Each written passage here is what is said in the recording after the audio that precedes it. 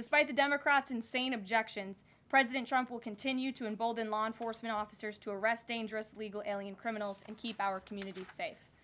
And also thanks to President Trump's America First economic approach, investments continue to pour into our country. Swiss Pharmaceuticals company announced they will be investing $50 billion in the United States over the next 5 years, creating 12,000 new quality jobs.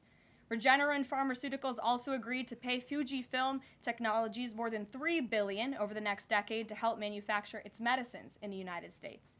It's a top priority for President Trump to ensure we are producing critical medicines and pharmaceutical drugs right here in America, and that is exactly what we continue to see happen every day. In other news, the Trump administration has announced we will put an end to Joe Biden's illegal student loan bailout attempts. That comes to an end. On May 5th, the Department of Education will resume involuntary collections for borrowers with defaulted federal student loans. The student loan portfolio controlled by the federal government is nearly $1.6 trillion, but fewer than 4 out of 10 borrowers are in repayment. This is unsustainable, unfair, and a huge liability for American taxpayers. Debt cannot be wiped away. It just ends up getting transferred to others. So why should Americans who didn't go to college or went to college and responsibly paid back their loans pay for the student loans of other Americans? The Trump administration will never force taxpayers to pay student loan debts that don't belong to them. Student loan borrowers need clarity, and we're finally giving it to them.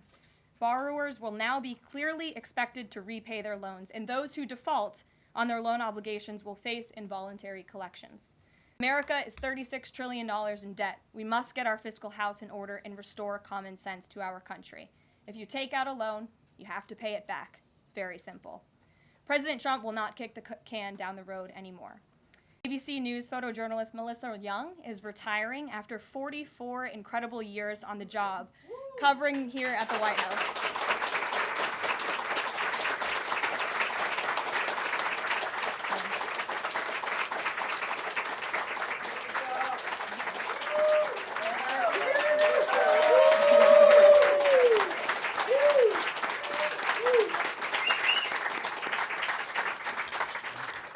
Melissa, congratulations. You have the largest round of applause I've ever heard in this room. So there's something we can all agree on, and you've had an incredible career here covering the White House. So congratulations to you, and we hope you enjoy retirement. I'm sure you will. And everybody else in the room will be very jealous of you as you're enjoying your rest. All right, let's get to it. We have an individual in our new media seat today. His name is Tim Pool. He's a political commentator and a media entrepreneur with millions of followers, a very big platform. Currently hosts Timcast IRL, a daily news and discussions show, and The Culture War, a weekly podcast exploring cultural and political issues.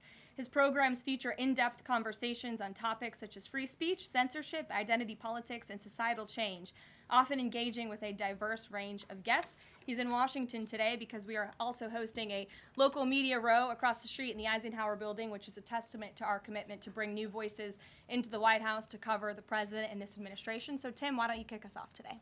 Yes. Many of the news organizations that are represented in this room have marched in lockstep on false narratives, such as the Very Fine People hoax, the Covington smear, and now what's being called the Maryland Man hoax, where an MS-13 gang member adjudicated by 2 different judges, I believe, is just simply being referred to as a Maryland Man over and over again. Now, in an effort from the White House to expand access to new companies, you've created this new media seat. So I'm wondering if you can comment on following this expansion, you've had numerous outlets disparage the companies that you've had sit here, as well as the reporters. I'm wondering if you could comment on that unprofessional behavior, as well as elaborate if there's any plans to expand access to new companies. Sure. Well, we certainly welcome diverse viewpoints in this room, which is one of the reasons we have you in here, and there's many new faces in this room in comparison to the previous administrations. We want to welcome all viewpoints into this room. We welcome unbiased journalists who really care about the truth and the facts and the accuracy